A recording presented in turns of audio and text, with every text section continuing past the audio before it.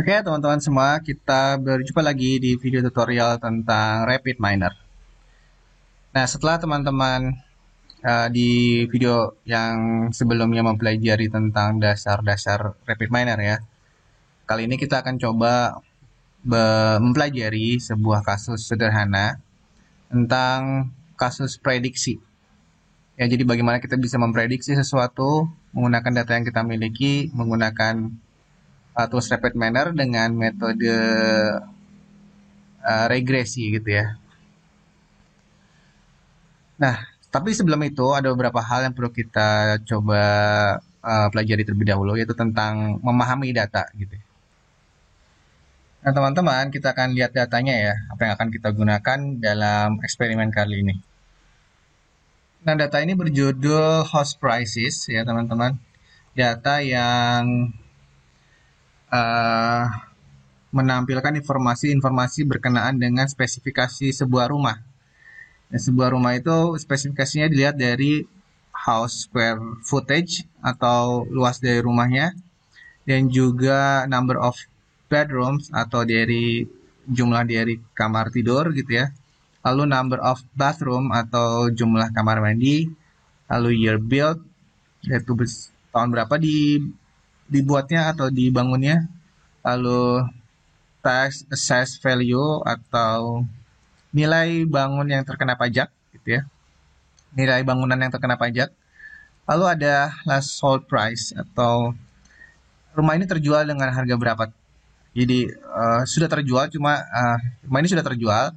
Lalu informasi yang di sini adalah terakhir itu laku dijual dengan harga berapa gitu ya.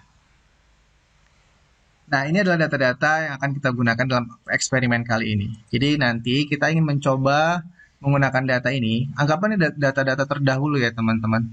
Data yang sudah berhasil dikumpulkan, sehingga memang ini adalah data rumah-rumah yang sudah pernah terjual. Sehingga kita bisa mengetahui harga rumahnya ketika terjual berdasarkan spesifikasinya. Nah, sehingga harapan kita akan melakukan proses pelatihan pada data ini. Jadi, kita menginginkan sebuah sistem untuk mempelajari data ini, sehingga suatu saat jika kita mempunyai spesifikasi rumah yang belum tahu harganya, kita bisa memprediksi harganya itu berapa gitu ya.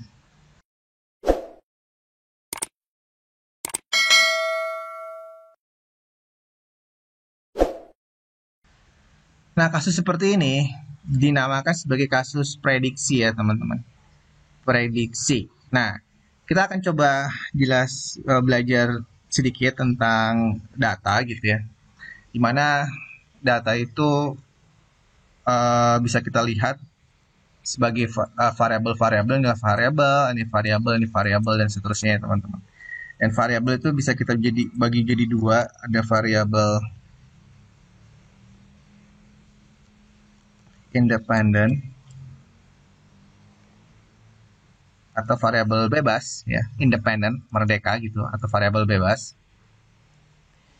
Ini bebas gitu ya, variabel bebas.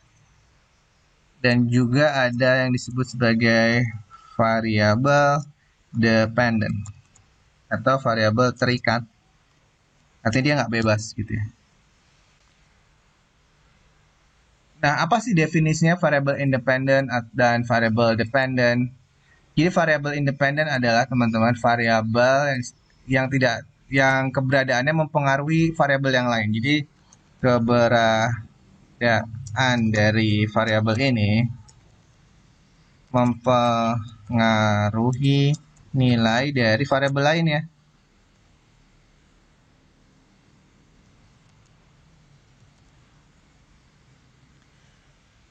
Contohnya kita lihat di sini kasus ini ya. Jadi kasus ini yang disebut sebagai variable independent itu adalah ini ya teman-teman. House square footage, number of bedroom, number of bathroom, your build, tax assessed value, dan udah itu aja gitu ya. Jadi yang saya kasih warna kuning itu adalah variabel independen atau variabel bebas. Kenapa kolom-kolom ini atau ya kolom-kolom ini kenapa disebut sebagai variabel bebas? Karena keberadaan dari atribut-atribut ini itu mempengaruhi harga rumah ya teman-teman. Jadi semakin besar harga tanahnya, maka semakin besar luas tanahnya, maka harga rumahnya pun akan semakin mahal. Semakin banyak kamar tidurnya, kemungkinan juga harga rumahnya akan semakin mahal atau sebaliknya gitu ya. Atau sebaliknya misalkan semakin besar, semakin banyak kamar mandinya, justru harga rumahnya akan semakin murah gitu karena orang nggak suka kamar mandi banyak-banyak gitu ya. Misal gitu, ini hanya sekedar menunjukkan bahwa atribut-atribut ini akan mempengaruhi variabel yang lain. Sama juga year build, semakin baru rumah itu dibangun maka akan semakin mahal karena kondisinya masih bagus gitu ya. Dan semakin besar nilai pajaknya maka harga rumah itu kan semakin mahal. Masuk akal ya gitu, karena rumah yang harganya semakin mahal ya pasti pajaknya juga mahal gitu ya. Dan teman-teman, inilah kenapa atribut-atribut ini yang dikuningin itu kenapa disebut variabel independen.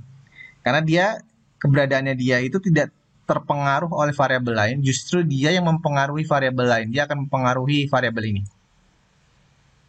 Nah, itu disebut sebagai variabel independen. Oke, dan berikutnya variabel dependen. Ya, justru ini kebalikan ya. Yang keberadaannya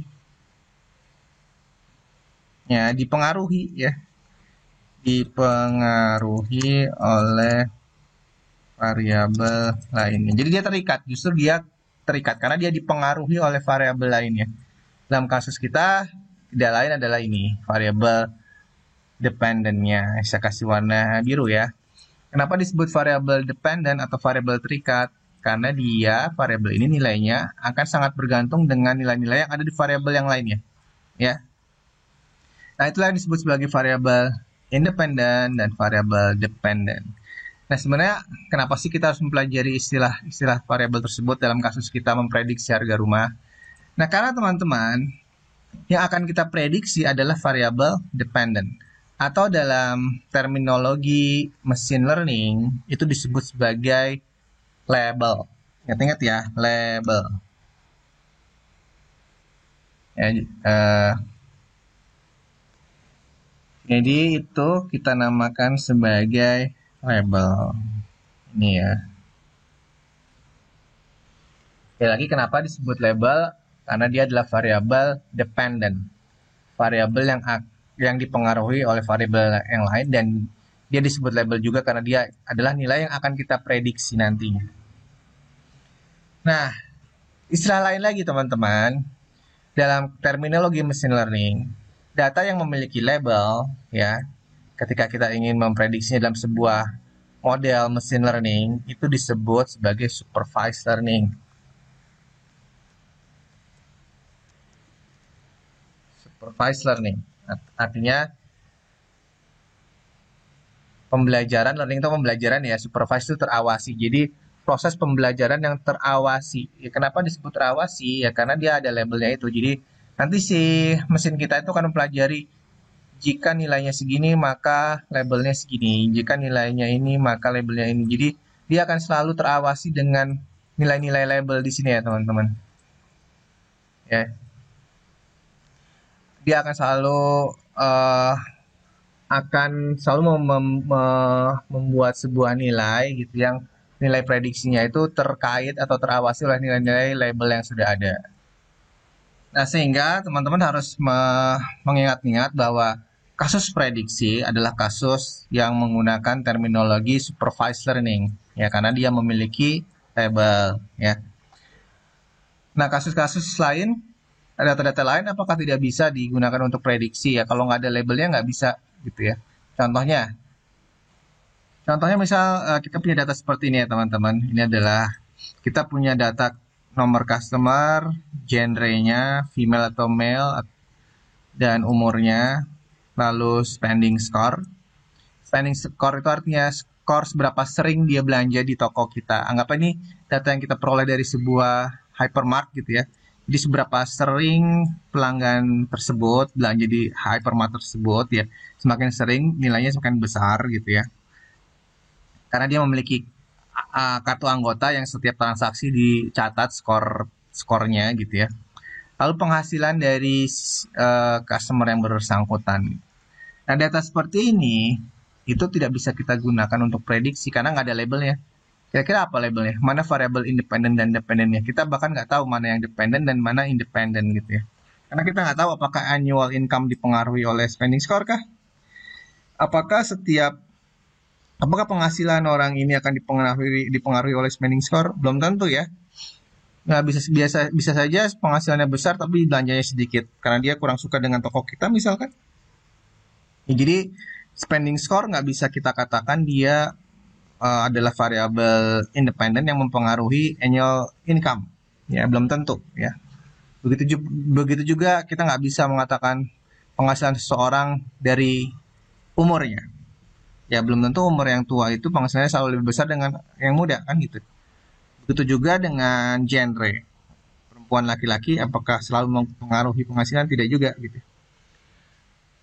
Nah, sehingga kasus yang kita miliki ataupun sebaliknya nih ya teman-teman, spending score juga tidak bisa dilihat bahwa dia adalah label karena dipengaruhi oleh annual income. Belum tentu juga, bisa jadi orang yang penghasilannya sedikit dia sering belanja ke toko kita karena rumahnya dekat, dia nggak punya pilihan lain untuk belanja di tempat lain yang jauh-jauh gitu.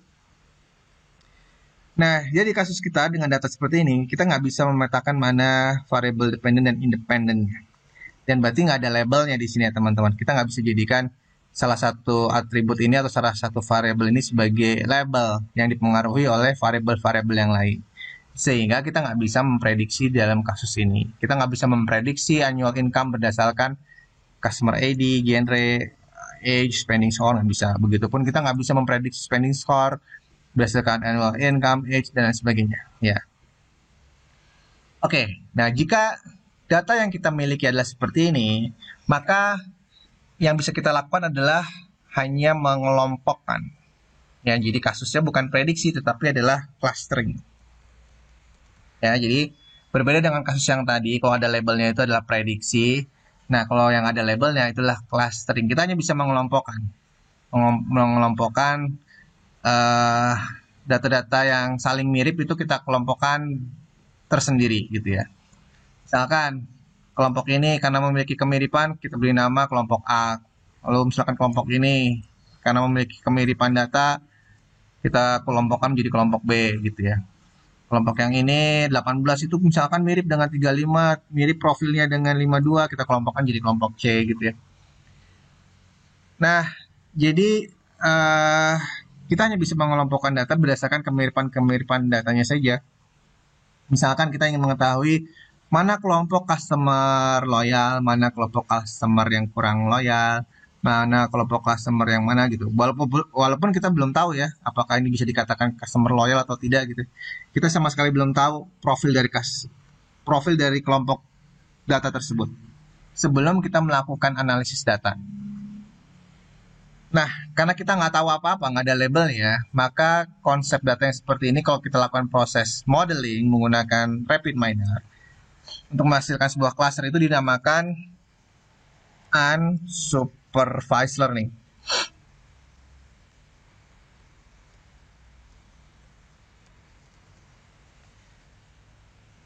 Ini supervised ya. Unsupervised learning. Kenapa disebut unsupervised learning? Karena proses pembelajarannya tidak terawasi oleh label gitu ya. Sehingga kita tidak bisa melakukan proses prediksi pada kasus-kasus yang seperti ini. Kita hanya bisa melakukan pengelompokan data berdasarkan kemiripan-kemiripan antara satu data dengan data yang lain. Yang mirip-mirip dikelompokin tersendiri. Nah, setelah kita kelompok-kelompokin, baru kita analisis kelompok ini sebenarnya profilnya apa ya. Mungkin kelompok ini adalah profilnya orang yang belanjanya banyak tapi gajinya sedikit. Atau kelompok yang lain adalah orang yang belanjanya banyak, gajinya banyak. Kayak gitu. Nah, sehingga setelah dikelompokkan baru kita bisa menganalisisnya. Profilnya seperti apa. Oke, mudah-mudahan itu bisa memberikan penjelasan teman-teman untuk membedakan apa itu supervised learning, apa itu unsupervised learning, dan pada permasalahan seperti apa data yang modelnya adalah unsupervised bisa kita gunakan, pada kasus-kasus seperti apa data supervise itu bisa kita gunakan ya. Jadi mudah-mudahan teman-teman bisa paham tentang hal tersebut ya. Jangan sampai teman-teman punya data seperti ini memaksakan untuk melakukan proses prediksi gitu. Nggak bisa kita lakukan teman-teman ya. Jadi saya punya data kayak gini, saya ingin memprediksi pendapatan dari customer tersebut. Ya nggak bisa ya, karena pendapatan di sini tidak berbanding, tidak ada hubungannya dengan, tidak dipengaruhi oleh spending score. Ataupun spending score tidak dipengaruhi oleh pendapatan. Tidak dipengaruhi secara tidak dipengaruhi secara signifikan gitu ya. Nah, berbeda dengan kasus kita yang sebelumnya. Nah, ini bisa kita anggap bahwa harga rumah itu dipengaruhi secara signifikan terhadap luas tanahnya gitu kan ya. Masuk akal kan ya. Harga rumah akan sangat dipengaruhi oleh banyaknya kamar tidur, tahun pembuatan rumah, dan seterusnya.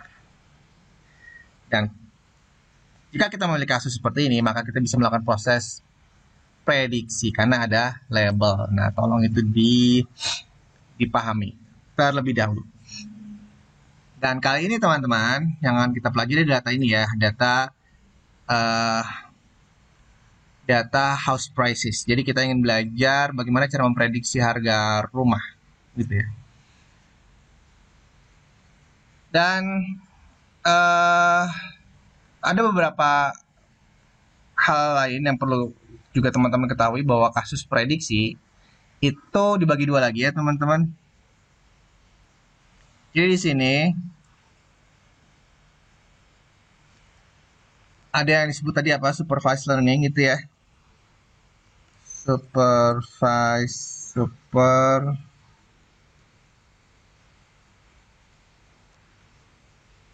Learning, ada yang disebut unsupervised learning.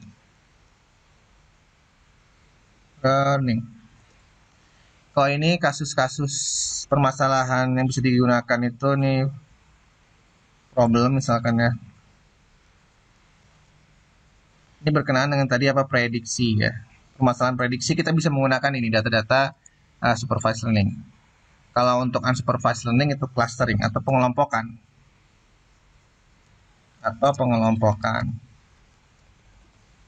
Karakteristiknya di sini saya tulisin lagi ya.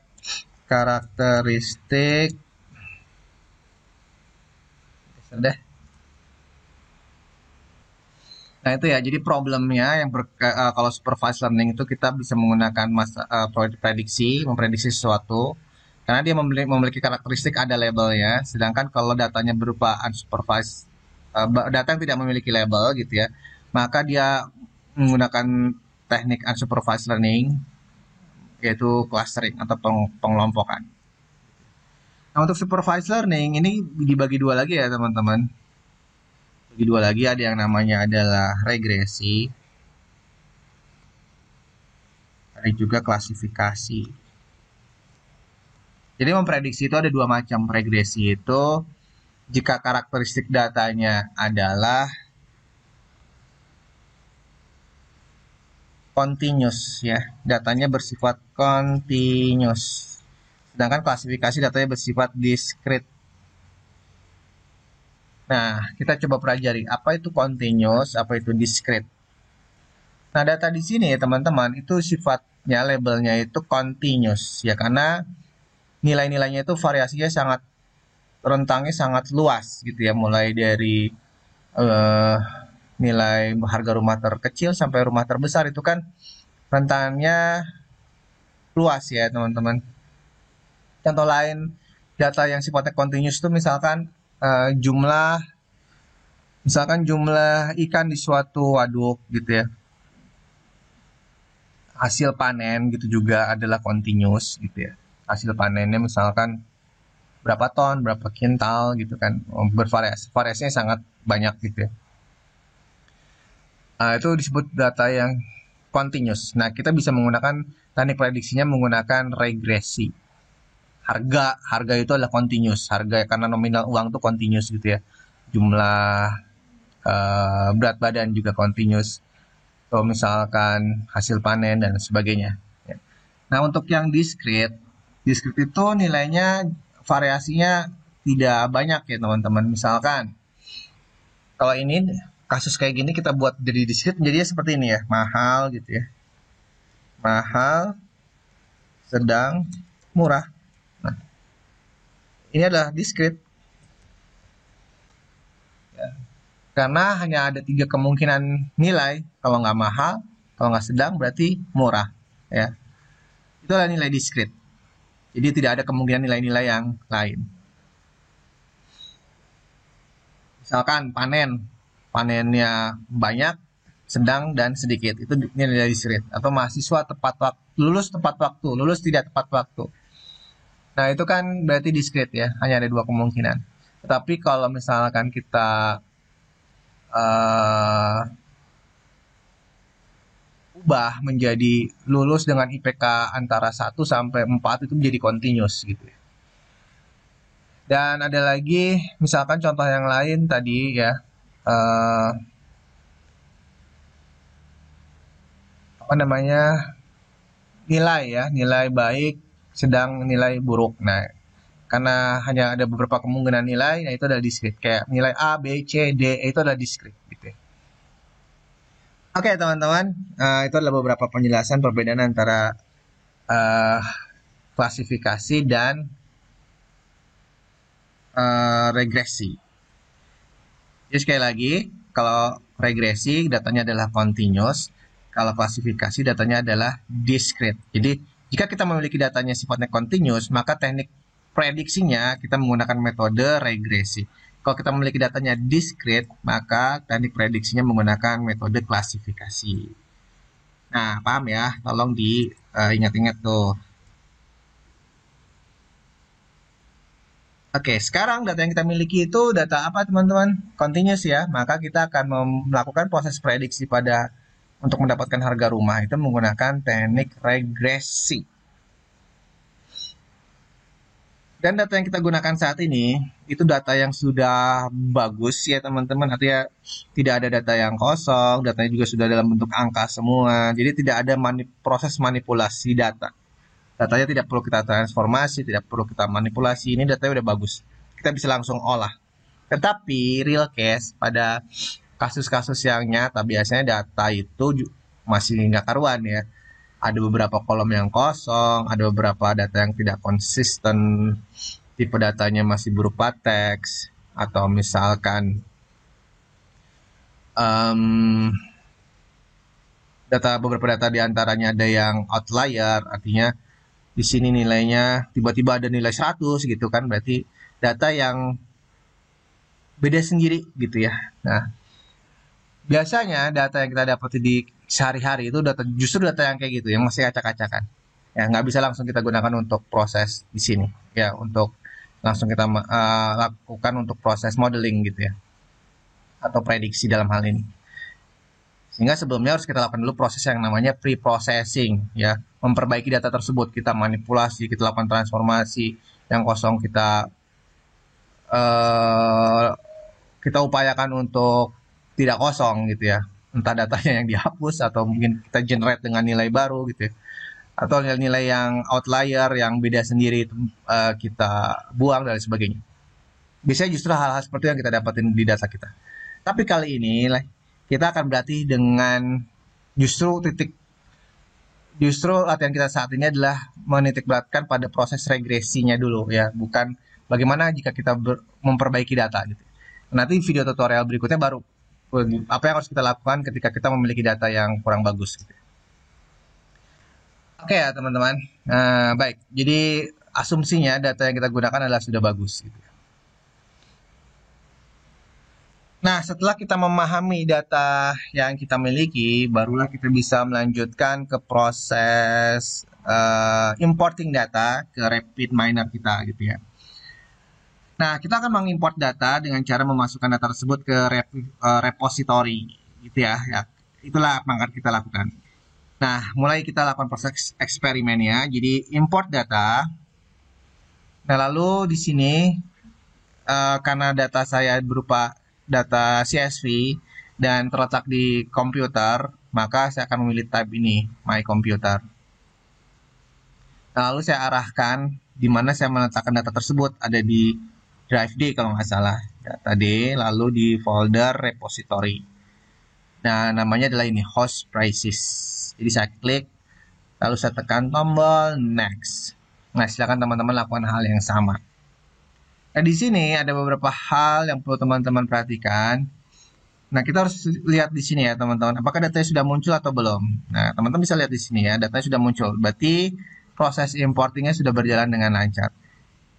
Jika teman-teman mendapati datanya itu nggak muncul atau formatnya nggak karuan, acak-acakan gitu ya, kemungkinan teman-teman harus melakukan pemilihan di sini ya, kolom separator. Nah, CSV itu kan data yang antara satu kolom dengan kolom yang lain itu dipisahkan oleh tanda baca tertentu ya. Ada yang dipisahkan oleh koma, ada yang dipisahkan oleh spasi, ada yang dipisahkan oleh titik koma, ada yang dipisahkan oleh tab, dan lain sebagainya. Nah, sehingga teman-teman harus lihat dulu format datanya itu seperti apa. Atau mungkin untuk memperjelas maksud saya tadi, saya coba tunjukin ya ke teman-teman bentuk data CSV itu kalau kita buka dengan Notepad itu seperti apa. Nah, ini ya, ini CSV teman-teman. Jadi data yang pemisah antara satu kolom dengan kolom yang lain. Jadi kan ini kolom house square footage, lalu ini adalah kolom number of bedroom. Itu sebenarnya pemisahnya hanya dipisahkan oleh tanda koma. Berarti ini house di sini 1770, lalu number of bedroomnya adalah 3, lalu number of bathroomnya adalah 2, dan seterusnya. Nah, jika teman-teman harus melihat pemisahnya di sini itu apa, kalau koma maka di repeat manner-nya gunakan koma. Kalau titik koma maka di repeat manner-nya gunakan titik koma. Kalau spasi di repeat manner-nya juga menggunakan spasi. Oke, itu maksudnya. Sehingga di bagian sini ya teman-teman, kolom separatornya kita pilih koma. Ya, karena tadi pemisahnya teman-teman bisa lihat adalah koma ya. Tapi jika datanya menggunakan data yang lain, pastikan dulu, dilihat dulu ya pemisahnya apa, lalu disesuaikan pemilihannya di sini. Nah, jika kita sudah memastikan bahwa datanya sudah tampil, kita bisa menekan tombol next lagi untuk proses berikutnya, yaitu format your column. Di sini adalah kita ingin melihat tipe data dari kolom-kolom tersebut ya, atribut-atribut tersebut. Sebagai contoh di sini house square footage itu tipe datanya adalah integer. Lalu number of bedroom itu tipe datanya juga integer. Lalu number of bathroom itu tipe datanya adalah real. Ini aneh ya. Kenapa bisa real ya? Tempat tidur kan nggak mungkin juga. Kamar mandi nggak mungkin ya 3,5 gitu ya. Tapi sudahlah ya. Berikutnya year build, tahun dibangunnya integer, berjumlah pajak jumlah bangunan yang terkena pajak juga integer, lalu labelnya juga adalah integer atau harga dari rumahnya tersebut. Nah, itu yang bisa kita lihat tipe data dari atribut-atribut tersebut. Lalu berikutnya yang ingin kita lakukan di proses ini adalah menentukan labelnya ya teman-teman. Tadi di awal sudah dijelaskan bahwa kasus prediksi adalah yang menggunakan terminologi supervised learning. Jadi datanya harus punya label. Nah, kita di sini tentukan mana labelnya gitu ya. Karena repeat manner nggak bisa langsung dengan sendirinya menentukan label. Harus kita yang menentukan labelnya. Nah, cara menentukan labelnya gimana? Tadi kan sudah dijelaskan ya bahwa labelnya adalah last sold price gitu ya. Sehingga kita lakukan hal seperti ini teman-teman. Klik di sini, lalu change role. Lalu di sini pilih label. Kita tekan tombol OK. Nah, proses ini akan menghasilkan sebuah warna yang membedakan antara satu atribut dengan atribut yang lain. Ini di highlight tersendiri dengan warna hijau muda atau light green yang menandakan bahwa ini adalah kolom untuk label. Gitu ya teman-teman. Nah, selanjutnya bisa kita lakukan menggunakan tombol next. Di sini adalah bagian di mana kita ingin menyimpan data, where to store the data. Ya, secara default teman-teman di bagian local repository itu ada dua folder, ada data, ada processes. Nah, data itu untuk menyimpan data dan proses adalah untuk menyimpan model kita, menyimpan pekerjaan kita. Nah, berarti kita simpan di data sini ya teman-teman, klik di bagian data. Nah, lalu kita beri nama datanya adalah misalkan data rumah, data harga rumah Indonesia, misal ya, data harga rumah Indonesia. Oke, lalu kita tekan tombol finish. Oke, lalu dia akan memperlihatkan hasilnya. Kita bisa lihat di sini ya teman-teman. Ini adalah labelnya, ya. Lalu kita bisa lihat juga di sini statistiknya. Kita bisa lihat di sini statistik itu menampilkan informasi-informasi tipe data, gitu ya. Lalu juga missing value. Missing value itu ada nilai yang kosong nggak? Di sini 0. Berarti nggak ada nilai yang kosong. Kalau ada nilai yang kosong, akan dia mengenerate-nya. Ada berapa yang kosong? Misalkan ada 10 baris yang nilainya kosong, dia akan menuliskan 10 gitu. Nah, ini nilainya 0 semua, artinya tidak ada nilai kosong di situ. Semuanya nilai terisi. Lalu statistik di sini menunjukkan nilai minimum, ya, minimum harga. Minimum harga itu sekian teman-teman, 196.000 ya, 358 gitu ya. Itu harga terendah dan harga tertinggi adalah 450.842. Di satuannya dolar ya. Lalu average ini rata-ratanya. Dan seterusnya kita juga bisa melihat distribusi datanya seperti ini, bisa melihat visualisasi dari distribusi datanya, apakah distribusinya normal atau tidak gitu ya, kita bisa lihat di sini. Oke, itu bagian statistik dan kita akan kembali lagi ke bagian desain. Nah, ya jadi ini adalah result, ini adalah desain. Berikutnya teman-teman, data yang sudah kita simpan tadi itu akan tersimpan di sini.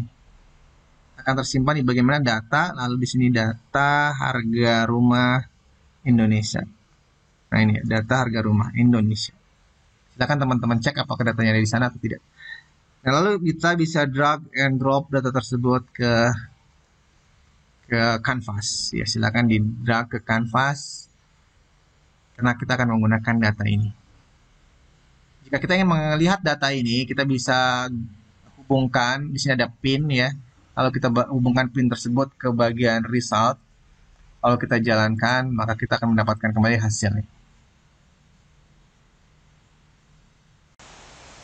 Oke, berikutnya setelah kita selesai melakukan proses importing data, maka kita bisa kembali lagi ke tab design. Langkah berikutnya teman-teman, kita akan mempelajari bagaimana kita bisa membagi data atau sering disebut dengan istilah partitioning data. Oke, apa itu partitioning data atau mengapa kita perlu melakukan proses pembagian data? Nah, teman-teman, dalam proses machine learning atau dalam proses prediksi menggunakan teknik regresi, kita harus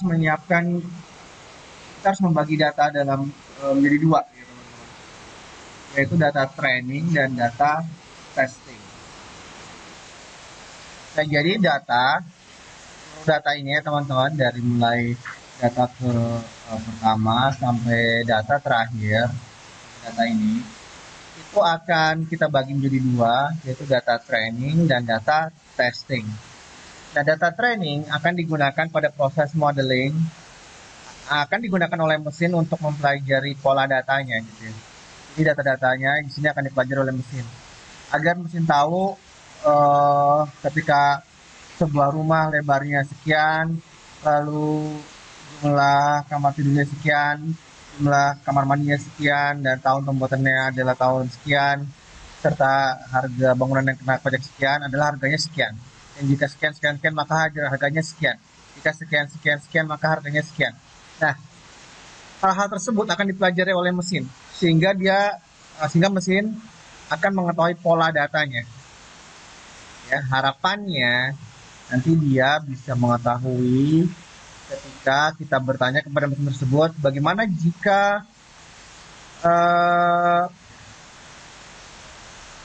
luas tanahnya sekian, rumahnya jumlah kamarnya sekian dan jumlah kamar mandinya sekian, jumlah tahun buatnya sekian, nilai bangunan kena pajaknya sekian, maka berapa harga rumahnya kan? Harapan kita mesin bisa menjawab dengan tepat gitu ya, dengan akurasi yang tinggi. Nah, sehingga agar si mesin ini bisa belajar dari data-data terdahulu, maka kita harus siapin data trainingnya teman-teman. Jadi data trainingnya kita siapkan. Jadi data yang kita miliki sebanyak ini kita bagi dua ya teman-teman. Misalkan kita bagi dua, yang saya beri warna kuning, ini adalah data training. Sedangkan ya ini, sedangkan yang data testing yang lebih sedikit ini, saya beri warna abu-abu. Buat itu ya. Jadi sekali lagi, data yang berwarna kuning akan digunakan oleh mesin untuk melakukan proses pembelajaran. Sedangkan data yang berwarna abu-abu akan dijadikan sebagai proses pengujian atau testing. Sehingga nanti yang kita berikan kepada mesin itulah data yang warna kuning ini teman-teman. Yang abu-abunya itu kita tidak ikut sertakan. Kenapa? Ya karena data yang abu-abu ini adalah untuk mengetes gitu ya. Kenapa sih harus pakai data yang sudah ada untuk yang mengetes? Kenapa nggak pakai data yang sama sekali baru aja gitu? Nah jawabannya karena kita ingin mengukur akurasinya. Jika cara mengetesnya kita menggunakan data yang sama sekali yang baru gitu, kita tidak bisa mengukur akurasinya nantinya. Karena kita belum memiliki nilai outputnya kan, gitu ya. Oke, kita coba simulasikan ya. Anggaplah data kuning ini dilakukan oleh si mesin gitu ya. Ini data training gitu ya. Nah, kita lakukan proses simulasi. Anggaplah semua data yang berwarna kuning ini adalah data training, lalu kita masukkan ke dalam suatu proses bernama modeling ya. Dari proses modeling ini akan dihasilkan sebuah model regresi. Jadi proses pembelajaran tersebut akan menghasilkan sebuah pola atau model regresi. Nah, model regresi inilah akan kita jadikan sebagai nanti formula ketika kita ingin memprediksi sesuatu gitu, memprediksi harga rumah. Ya. Nah, sebelum kita melakukan memprediksi harga rumah yang kita inginkan, kan kita ingin terlebih dahulu menguji apakah model ini akurat atau tidak gitu kan. Karena jika modelnya tidak akurat, buat apa model yang tidak akurat kita gunakan dalam memprediksi harga rumah? Tapi jangan-jangan harga rumahnya nggak tepat lagi ya. Oleh karena itu kita harus melakukan proses pengukuran performance, pengujian dari model yang sudah dihasilkan. Nah, ketika kita melakukan proses pengujian, maka yang digunakan adalah data testing. Kita tidak akan menggunakan data training. Karena logikanya data training adalah data yang digunakan untuk berlatih. Sehingga kalau kita menguji dengan data yang sudah dikenali oleh mesin, maka dalam tanda kutip tidak fair ya. Kemungkinan besar nanti mesinnya akan bisa menjawab dengan tepat. Khawatirnya seperti itu karena dia sudah memiliki data-datanya. Dan takutnya nanti ketika kita uji ketika kita ingin memprediksi dengan data yang belum dia kenal, dia tidak bisa memberikan output yang tepat. Oleh karena itu kita harus coba mengetesnya dengan data yang dia belum pernah jumpai gitu ya. Adalah data testing ini. Data testing ini kan tidak digunakan dalam proses modeling gitu ya. Maka kita masukin data testing ini ke dalam model regresi yang sudah dihasilkan dari proses training di sini ya. Nah, lalu hasilnya dari model ini akan menghasilkan harga rumah prediksi. Sebagai contoh ini ya, kita ingin memprediksi yang pertama ini. Kita masukin nih luasnya, kita masukin jumlah kamar mandi, tahun pembuatan, dan nilai pajak kita masukin sebagai data testing. Lalu kita lakukan proses prediksi melalui model ini, model regresi, akan dihasilkan harga rumah prediksi. Misalkan harga rumah prediksinya adalah 3 ini ya, 3 kenapa ya nggak mau 3999880. Nah, misalkan dihasilkan hasil harga rumah hasil prediksi yang ini. Sedangkan harga yang seharusnya adalah ini. Maka di sini ada yang kita sebut sebagai nilai error. Karena tidak tepat kan ini ya. Jadi menghasilkan nilai error adalah nilai yang sebenarnya dikurangi nilai hasil prediksi. Nah, ini adalah nilai errornya. Jadi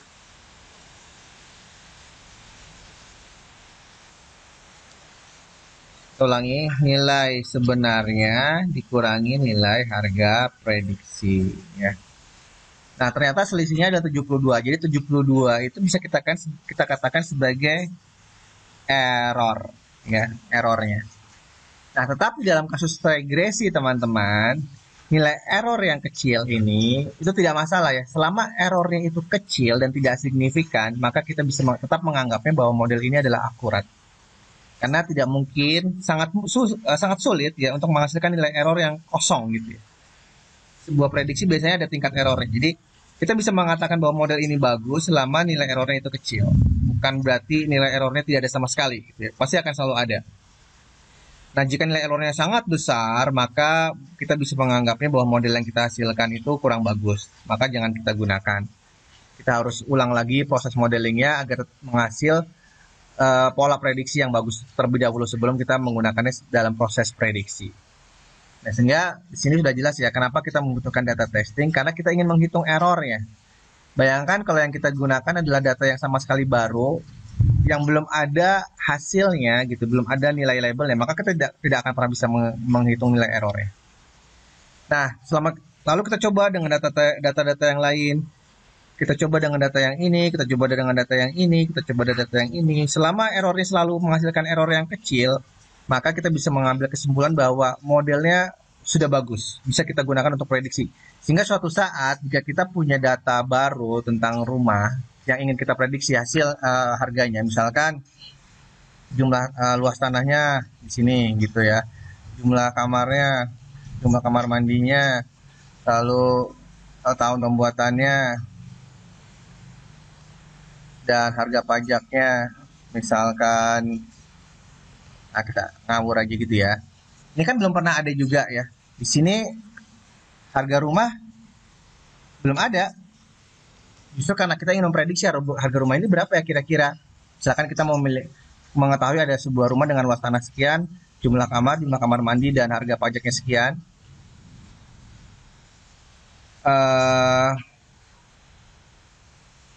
Jumlah luas tanah, jumlah kamar mandi, tahun, dan harga pajak gitu ya. Maka harga rumahnya berapa? Nah, kita bisa menggunakan model yang ini lagi untuk menghasilkan harga rumah prediksi.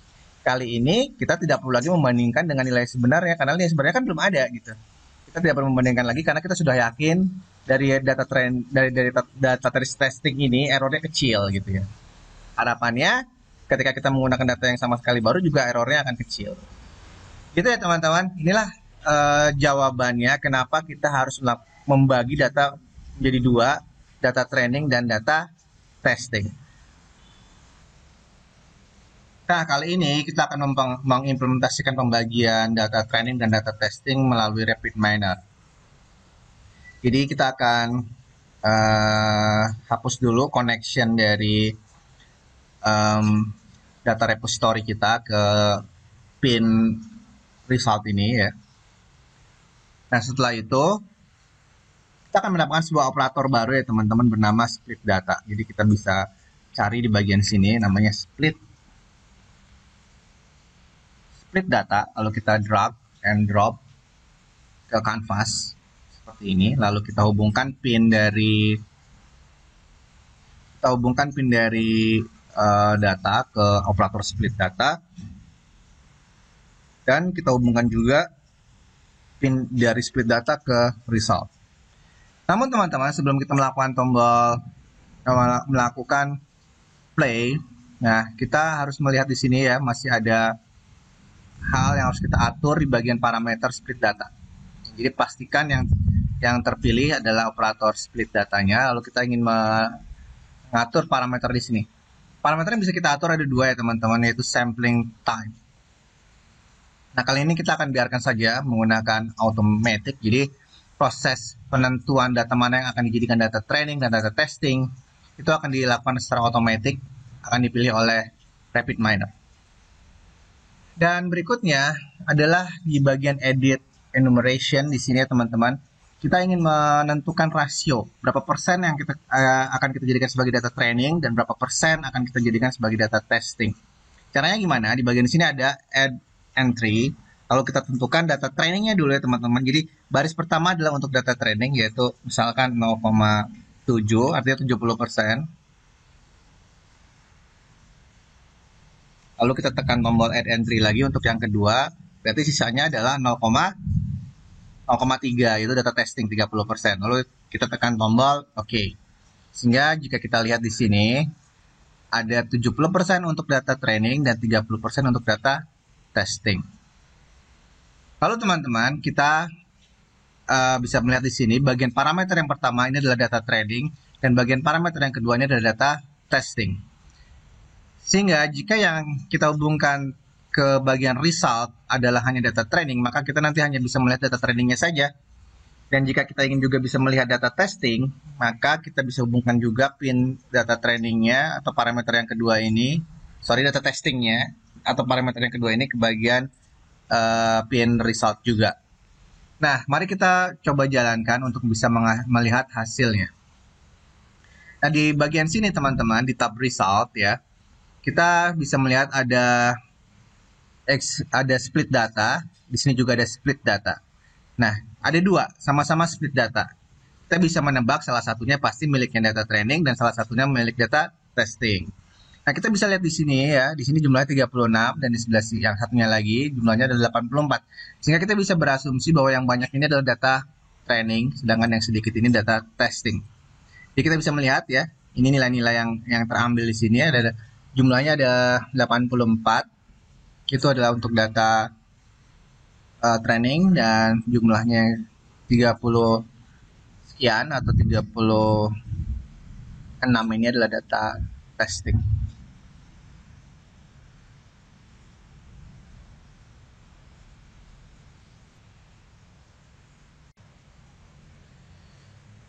Nah, berikutnya teman-teman, kita bisa kembali lagi ke tab design untuk melakukan proses modeling ya atau training. Ini akan saya hapus dulu connection dari split data ke bagian result. Nah, di sini teman-teman, kita sudah membagi data ya tadi ya. Membagi data ada data 70% untuk training dan 30% untuk testing. Oke. Nah, berikutnya data training akan kita lakukan proses modeling. Sesuai tadi yang sudah saya sampaikan di awal.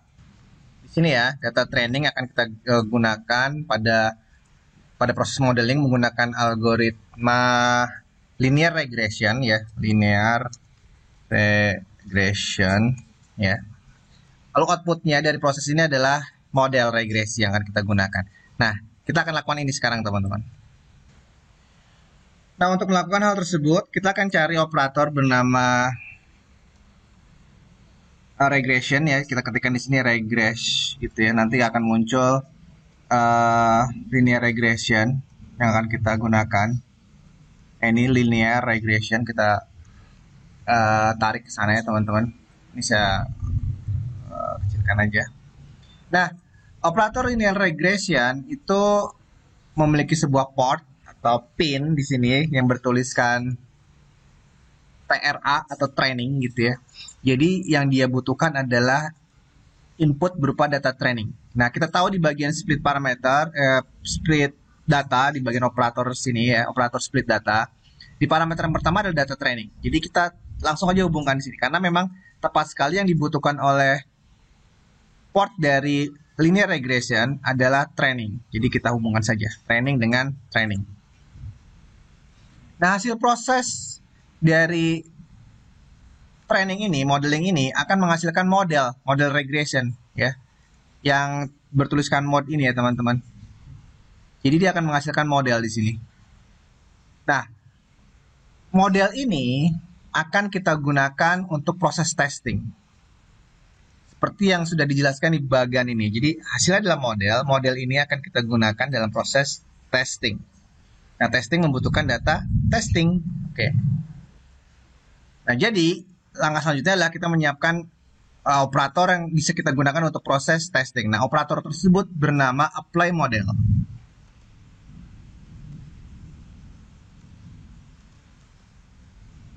Ini ya teman-teman, apply model. Kita drag ke sini. Nah, operator apply model di bagian port MOD atau model kita hubungkan sama-sama model. Di sini hasil dari proses training ini adalah model. Lalu di sini adalah juga model gitu ya. Nah, proses testing yang dibutuhkan itu data apa teman-teman? Training, data testing kan ya. Dan kita tahu bahwa data testing itu ada di parameter kedua di bagian operator split data. Nah, sehingga ini kita hubungkan. Nah, seperti itu. Jadi, ini adalah proses testing, di mana proses testing membutuhkan data testing dan membutuhkan input berupa model dari proses training. Gitu ya. Silakan dipahami kembali, jangan sampai keliru nanti ya. Atau saya ulangi lagi, split data menghasilkan dua buah data, 70% untuk data training dan 30% untuk data testing. Dan untuk melakukan proses pemodelan data yang akan kita gunakan adalah algoritma linear regression. Itu membutuhkan data training, sehingga data training di sini kita hubungkan. Hasil ini akan akan memberikan output berupa model regresi. Dan model ini akan kita uji dulu teman-teman menggunakan operator apply model. Jadi ini kita hubungkan sama-sama sini model, di sini model. Nah, apply model ini membutuhkan data testing ya. Nah, berikutnya tentu kita ingin mengetahui ya hasil prediksinya itu seperti apa dan ingin kita bandingkan dengan data yang sesungguhnya. Seperti yang diilustrasikan di sini, ini adalah data yang sesungguhnya dan ini ada hasil prediksi kan. Kita ingin bandingkan, kita ingin sandingkan nilainya itu jauh berbeda atau tidak kan gitu ya. Nah, kita bisa melakukannya dengan cara mudah saja ya teman-teman. Ini tinggal kita hubungkan saja port di sini ya, kita hubungkan ke result ya. Lalu kita tekan play untuk melihat hasilnya. Nah, teman-teman bisa lihat hasilnya seperti itu, teman-teman. Jadi, ini adalah harga rumah aktualnya, dan ini adalah harga rumah hasil prediksi. Kita bisa bandingkan harga hasil prediksinya itu nggak jauh beda dengan harga aktualnya, ya. Walaupun ada perbedaan tentunya. Tapi sekali lagi, selama perbedaannya itu tidak signifikan, maka kita bisa katakan itu errornya sangat kecil, dan kita bisa juga katakan prediksinya itu cukup baik gitu ya. Nah, berikutnya kita ingin menilai performance dari model yang kita hasilkan. Nah, menilai performance seberapa akurat itu akan sangat sulit jika kita hanya mengandalkan visual membandingkan angka dengan angka seperti ini ya, apalagi angkanya cukup banyak gitu ya. Nah, ada sebuah operator yang bisa kita gunakan dalam mengukur performance. Kita kembali lagi ke desain. Nah, kita bisa tambahkan di sini operatornya bernama performance. Nah, di sini akan muncul banyak sekali operator performance. Hanya saja karena kasus kita di sini adalah regression, maka yang kita gunakan juga adalah performance untuk regression. Nah, teman-teman, cara menggunakan operator regression atau performance ini itu dengan cara menghubungkan ini saya rapikan dulu ya biar nggak kita banyak tempat di sini ya. Menghubungkan label ya dengan label. Ya, jadi label itu kan tadi hasil prediksinya ya. Hasil prediksinya kita hubungkan. Lalu ini performance kita hubungkan ke result ya. Lalu kita jalankan. Nah, ini ya. Hasil performance-nya karena di sini di bagian parameternya kita memilih root mean square error, artinya rata-rata error. ya rata-rata error kuadrat, rata-rata kuadrat error. Ya. Jadi error yang sudah dikuadratkan lalu dirata-ratakan gitu. Ya. Kenapa dikuadratkan? Agar menghilangkan nilai negatif ya teman-teman. Karena bisa saja rumah yang diprediksi itu lebih mahal. Jadi ketika dikurangin itu hasilnya negatif. Ya, harga aktual dikurangi harga yang lebih mahal kan negatif ya. Kalau nilai error negatif itu takutnya asumsinya itu lebih bagus dari selisih gitu ya. Berarti nggak ada selisihnya tapi lebih bagus. Bukan kayak gitu ya. Jadi kalau hasilnya negatif juga kurang bagus. Oleh karena itu biar tidak negatif akhirnya dikuadratkan. Karena minus dikali minus adalah tetap positif gitu kan ya. Nah, lalu kita play di sini. Nah, kita bisa melihat hasilnya yaitu root mean square errornya nilainya adalah sekian, teman-teman. $1.968. Itu tingkat errornya. Tapi nilai error ini adalah nilai yang sudah dikuadratkan, teman-teman. Jadi selisih sebelum dikuadratkan itu lebih kecil dari ini tentunya.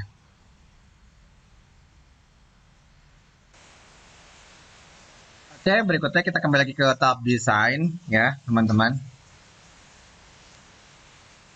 Nah, hal lain yang ingin saya teman-teman pahami adalah bagian ini. Ini saya hapus dulu connectionnya, lalu saya hubungkan bagian yang sebelah sini ke result gitu ya, di bagian modelnya gitu ya. Lalu kita jalankan.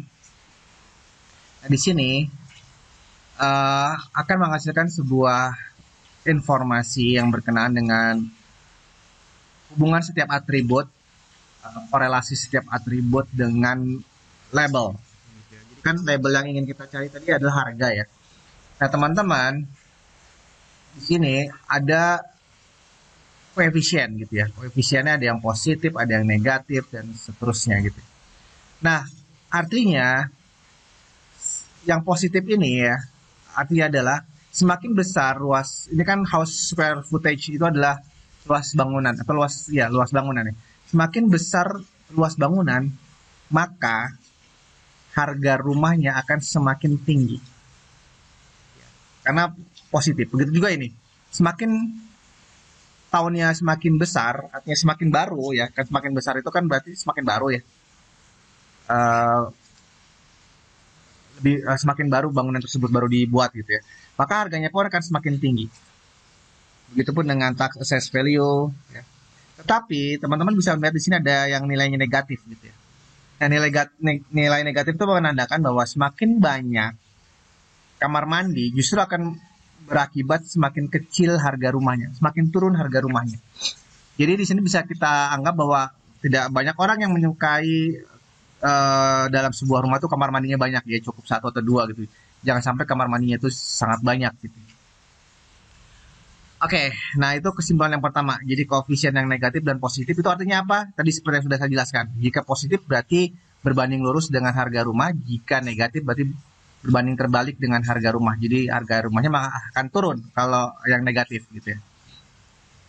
Nah, lalu saya juga ingin teman-teman lihat di bagian sebelah sini yaitu P value. P value adalah seberapa penting atribut ini. Jadi jika bintangnya semakin banyak itu berarti semakin penting. Ya, artinya dia akan sangat mempengaruhi dari harga. Nah, bintangnya akan semakin tinggi jika nilai P value-nya semakin kecil ya teman-teman. Ya. Paham ya? Jadi di sini bisa kita lihat bahwa yang paling mempengaruhi dari harga rumah adalah luas bangunan yang terkena pajak gitu ya. Lalu yang sangat mempengaruhi lagi adalah ini, luas bangunannya. Lalu yang sangat mempengaruhi berikutnya adalah jumlah kamar mandi ya. Jadi mempengaruhi, kalau ini mempengaruhinya adalah mempengaruhi harganya menjadi turun gitu ya. Tapi kan intinya dia mempengaruhi gitu ya. Sedangkan untuk tahun ya, dia tidak terlalu mempengaruhi secara signifikan ya, karena di sini nilai P value-nya besar ya, di atas 0,05 gitu ya, di atas 0,05, jadi tidak terlalu berpengaruh. Oke, informasi-informasi inilah yang bisa kita pelajari ya dari eksperimen kali ini, sehingga variabel-variabel yang kurang berpengaruh ini sebetulnya jika dihilangkan dia tidak akan terlalu berdampak secara signifikan terhadap hasil pemodelan gitu ya teman-teman. Nah ini yang akan bisa kita jadikan sebagai pertimbangan apakah atribut-atribut yang kurang berpengaruh ini akan kita hilangkan saja atau tidak gitu. Nah berikutnya lagi bagian yang paling penting adalah di bagian description sini. Jadi linear regression itu akan menghasilkan sebuah formula atau rumus ya teman-teman. Nah rumusnya itu yang dihasilkan adalah ini ya teman-teman. Jadi jika kita punya data-data yang baru, ketika kita ingin mengetahui hasil harga rumahnya berapa, tinggal kita masukin aja nilai harga nilai variabel-variabel tersebut. Misalkan kita punya variabel baru house square footage, kita masukin ke sini. Lalu jumlah kamar mandinya berapa, tahun pembuatannya berapa, lalu pajaknya berapa, dikurangi ini, dimasukin kalkulasi. Nah hasilnya itu adalah prediksi dari harga rumah yang kita inginkan gitu ya.